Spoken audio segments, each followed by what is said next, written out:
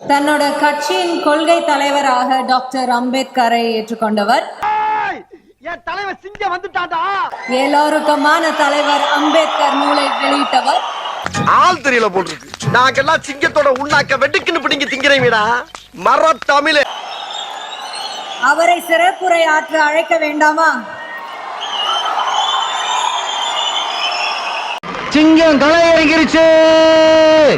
தமிழக வெற்றி கழகத்தின் தலைவர் திரு விஜய் அவர்களை அழைக்கிறோம். Sir, please join us sir. டேய், தலைவரை காட்றாங்கடா. ஏன்டா கத்துடா? எல்லாருக்கும் வணக்கம். எல்லாருக்கும் வணக்கம். நான் நிறைய பேச விரும்புகிறேன். அண்ணல் அம்பேத்கர் அவர்களுடைய இந்த நூல் வெளியீட்டு விழாவில் கலந்துக்கிறது, அதுவும் இந்த முக்கியமான நாளில் கலந்துக்கிறது எனக்கு கிடைச்ச மிகப்பெரிய ஒரு வரமா நான் நினைக்கிறேன். அப்படிங்களா? ரொம்ப சந்தோஷம். என் நெஞ்சில் குடியிருக்கும்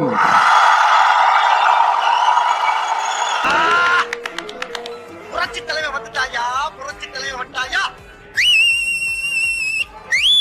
என்னுடைய நண்பா நண்பிகள் தோழா தோழிகள் உங்க எல்லாரும் கூடவும் இவங்க எல்லாரும் கூடவும் இந்த ஸ்டேஜில் நானும் இருக்கிறது எனக்கு ரொம்ப பெருமையா இருக்கு. பெருமையா இருக்குடா. ரொம்ப பெருமையா இருக்கு. முக்கியமா இப்படி ஒரு ஃபங்க்ஷனை ஏற்பாடு பண்ணி எனக்கு அந்த வாய்ப்பை கொடுத்த விகடன் குழுமத்திற்கு என்னுடைய மனமார்ந்த நன்றிகளை தெரிவிச்சுக்கிறேன். நன்றி நன்றி நன்றி. இதை தவிர எனக்கு வேற என்ன சொல்றதுன்னு எனக்கு தெரியலங்க. இன்னைக்கும் நிறைய பேர்கிட்ட உங்க ஃபேவரட்டான ஹாலிடே டெஸ்டினேஷன் எதுன்னு கேட்டீங்கன்னா நியூயார்க் சிட்டின்னு சொல்லுவாங்க. அந்த மாதிரி எல்லாம் இருக்கிறதுக்கு சான்ஸ் இல்லையே. ஏன்னா அங்க போய் ஒரு 2-3 நாள் தங்கிட்டு வர்றதே அது ஒரு பெரிய ஸ்டேட்டஸ் ஆகவும் ஒரு பெரிய அச்சீவ்மெண்ட் ஆகவும் நினைப்பாங்க. நான் எக்கச்சக்க பிட்டு போட்டு விட்டேன். எப்படி நங்குற மாதிரி நச்சுன்னு இருந்துச்சானே, இதே மாதிரி டெய்லி உங்களுக்காக பிட்டு பிட்டா போட்டு தரேன். ஆனா 100 வருஷத்துக்கு முன்னாடியே நியூயார்க்லாம் போய் அங்க உலக புகழ் பெற்ற கொலம்பியா யூனிவர்சிட்டிலலாம் போய் படிச்சு டாக்டர் பட்டம் வாங்கி சாதிச்ச ஒரு அசாத்திய மாணவர் ஒருத்தர் இருந்தார். இந்த அம்மா தாண்டா அந்த வீட்டுக்கு மெயின். டெல்லியில போய் படிச்சிட்டு வருது. அது கூட பெருசு இல்ல, அவர் எந்த சூழ்நிலையில அங்க போய் படிச்சு சாதிச்சாருன்றதான் மிகப்பெரிய விஷயம். இல்லண்ணா, நீ எவ்வளவு கஷ்டப்பட்டு படிக்க வைக்கிறேன்னு எனக்கு தானே தெரியும். அதுக்காக நான் கொஞ்சமாவது கஷ்டப்பட்டு படிக்க வேணாமா? அதையும் மீறி அந்த மாணவர் பள்ளிக்கூடம் போனா சக மாணவர்களுடன் சரிசமா உட்கார்ந்து படிக்க அவருக்கு அனுமதி இல்ல. தாக எடுத்தா தண்ணி கூட குடிக்க முடியல. தவிச்ச வாய்க்கு தண்ணி தர ஒரு நாதி இல்ல. சரி, நம்மளா போய் குடிச்சு தொலைவுன்னு பார்த்தாலும் ஒரு செம்பு கிடையாது. அப்படி அத்தனை சக்திகளும் அவருக்கு எதிராக இருந்தது. ஆனா ஒரே ஒரு சக்தி மட்டும்தான், நீ படி, எத்தனை தடைகள் வந்தாலும் படி, தொடர்ந்து படி அப்படின்னு சொல்லிக்கிட்டே இருந்தது. அதுதான் அந்த மாணவருக்குள்ள இருந்த அந்த வைராக்கியம். ஆனா படிப்பை மட்டும் நம்ம கிட்ட இருந்து எடுத்துக்கிடவே முடியாது சிதம்பரம். நீ அவனோட எதிர்த்து ஜெயிக்கணும்னு நினைச்சீன்னா படி, நல்லா படிச்சு ஒரு அதிகாரத்துல போய் உட்காரு. அந்த சின்ன வயசுல அந்த மாணவருக்குள்ள எப்படி அப்படி ஒரு வைராக்கியம் வந்துச்சு நினைச்சு பார்க்கும்போது உண்மையிலே பிரமிப்பா தான் இருந்துச்சு. ஒரு பெரிய விஷயம். அது அவங்களும் ரொம்ப மேக்னானமஸா இருந்தாங்க. அந்த வைராக்கியம் தான் அந்த மாணவரை பிற்காலத்துல இந்த நாட்டோட ஒரு தலை சிறந்த இன்டெலெக்சுவலா டிரான்ஸ்ஃபார்ம் ஆகிறதுக்கும் காரணமா இருந்துச்சு.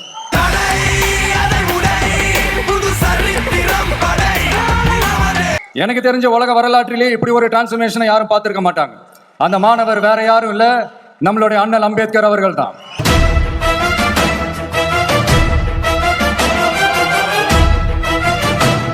வன்மத்தை மட்டுமே தனக்கு காட்டிய இந்த சமூகத்திற்கு அவர் திருப்பி என்ன செஞ்சாரு அப்படின்னு அதை படிச்சு பார்க்கும்போது உண்மையிலே மெய்சில் இருக்க வச்சுது.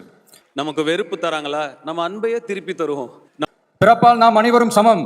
நீ எந்த சாதியில பிறந்திருந்தாலும் எந்த மதத்தை பின்பற்றினாலும் சட்டத்தின் முன் நாம் அனைவரும் சமம் அப்படிங்கிற ஒரு உயரிய கோட்பாட்டை உறுதி செய்யும் நம் நாட்டின் அரசியல் சாசன சட்டத்தை வழங்கி நம்ம நாட்டில் இருக்கிற எல்லாருக்குமே ஒரு பெருமை தேடி தந்தவர். எல்லோருக்குமான தலைவர் அம்பேத்கர் அப்படின்ற அந்த புக்ல ஒரு 100க்கும் மேற்பட்ட கட்டுரைகள், நேர்காணல்கள் எல்லாமே இருக்குது. டான்ஸ் வேணுமா டான்ஸ் இருக்கு, ஃபைட் வேணுமா ஃபைட் இருக்கு. அதுல என்ன ரொம்ப யோசிக்க வச்சது அவர் எழுதின அந்த பயோகிராஃபி தான். புத்திசாலித்தனமா தான் திங்க் பண்றான். இவனை நம்ம யூஸ் பண்ணாம விட்டுட்டோமே. வெயிட்டிங் ஃபார் அ வீசான்னு சொல்லி அதுக்கு தலைப்பு வச்சிருந்தார். அதுல அவர் லைஃப்ல ஃபேஸ் பண்ண விஷயங்கள், அவரை பாதிச்ச விஷயங்கள் எல்லாமே கிட்டத்தட்ட ஒரு 6 சம்பவங்கள் பத்தி அதுல குறிப்பிட்டிருந்தார். ஒரு லண்டனுக்கு போய் ஒரு பாரிஸ்டர் பட்டம் வாங்கிய அம்பேத்கரை விட ஒரு வண்டி ஓட்டுறவர் தன்னை உயர்ந்தவனா நினைக்கிறார். அதுதான் அந்த சமூக கொடுமை தான் அவரை சமத்துவத்துக்காக போராட வச்சுது.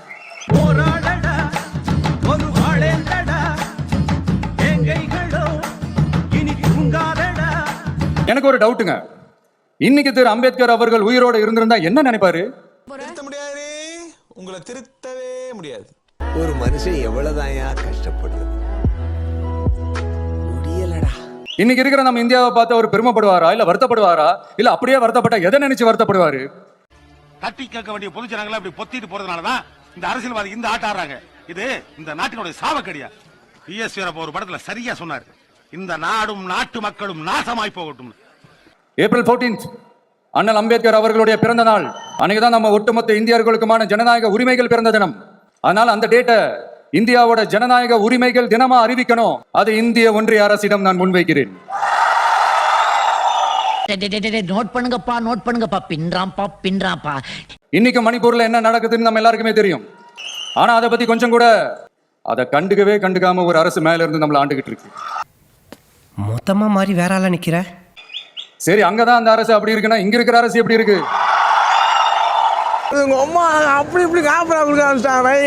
இங்க நம்ம தமிழ்நாட்டுல வேங்கை வயல்னு ஒரு ஊர்ல என்ன நடந்துச்சுன்னு நம்ம எல்லாருக்குமே தெரியும். சமூக நீதி பேசுற இங்க இருக்கிற அரசு அதுக்கு எந்த விதமான ஒரு நடவடிக்கை எடுத்த மாதிரியே எனக்கு தெரியலையே. சாரி, எனக்கு தெரியாது. இவ்வளவு காலங்கள் தாண்டி, இத்தனை வருஷங்கள் தாண்டி ஒரு துரும்ப கூட கிள்ளி போடலையே. அதுதான் இதெல்லாம் இன்னைக்கு அம்பேத்கர் அவர்கள் இன்னைக்கு பார்த்தாருன்னா வெக்கப்பட்டு தலை குனிஞ்சு போவார்ல.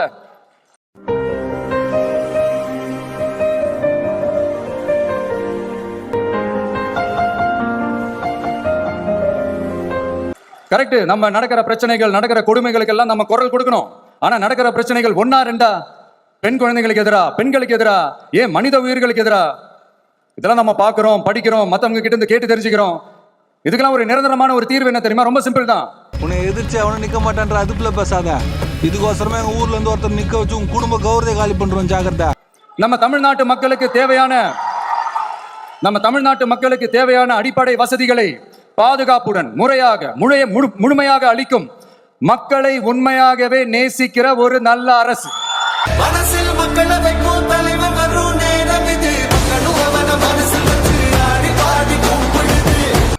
இங்க டெய்லி நடக்கிற பிரச்சனைகளுக்கு சம்பிரதாயத்துக்காக ட்வீட் போடுறதும், சம்பிரதாயத்துக்காக அறிக்கை விடுறதும், சம்பிரதாயத்துக்காக நானும் மக்களோட மக்களா இருக்கிறேன்னு காட்டிக்கிறதும், சம்பிரதாயத்துக்காக மழை தண்ணியில நின்று போட்டோ எடுக்கிறதும் எனக்கு அதுல கொஞ்சம் கூட உடன்பாடே இல்ல. என்ன ஒரு மாதிரியா போயிட்டு இருக்கான், என்ன ஐடியா வச்சிருக்கான் மனசுல? மக்களோட உரிமைகளுக்காகவும் அவங்களோட உணர்வு பூர்வமாக இருக்கணும். என்ன ஒவ்வொருத்தரும் அவங்க குடும்பத்துல ஒருத்தனா நினைச்சிட்டு இருக்கிற அவங்க தமிழ்நாட்டுல அவங்களுக்கு எங்க என்ன பிரச்சனை நடந்தாலும் அவங்களோட உரிமைகளுக்காகவும் அவங்களோட உணர்வு பூர்வமாக இருப்பேன். எப்பவுமே அப்படிதான் இருப்பேன்.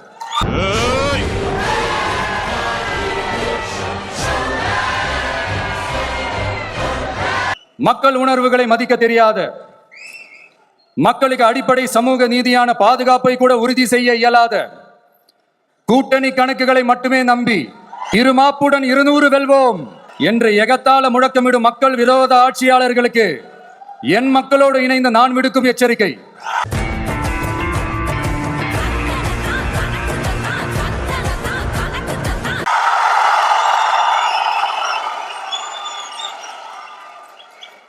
நீங்க உங்களோட சுயநலனுக்காக பல வழிகளில் பாதுகாத்து வரும் உங்கள் கூட்டணி கணக்குகள் அனைத்தும்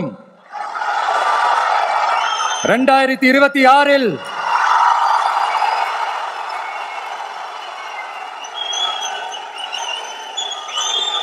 மக்களை மைனஸ் ஆக்கி விடுவார்கள். மக்களே யார் இடத்துல வந்து யார் சீனை போடுறது செஞ்சிருவேன். கடைசியா ஒரே ஒரு விஷயம். விடுதலை சிறுத்தைகள் தலைவர் திரு தொல் திருமாவளவன் அவர்கள், அவங்களால இன்னைக்கு வர முடியாம போச்சு. அம்பேத்கர் அவர்களுடைய புத்தக வெளியீட்டு விழாவிற்கு கூட அவரால் கலந்துக்க முடியாத அளவிற்கு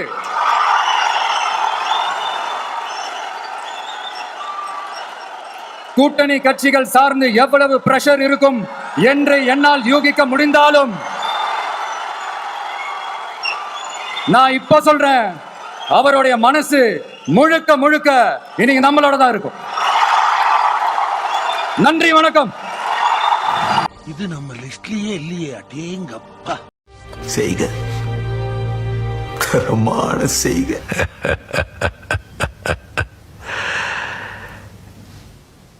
இந்த ஆட்டோ போதுமா குழந்தை?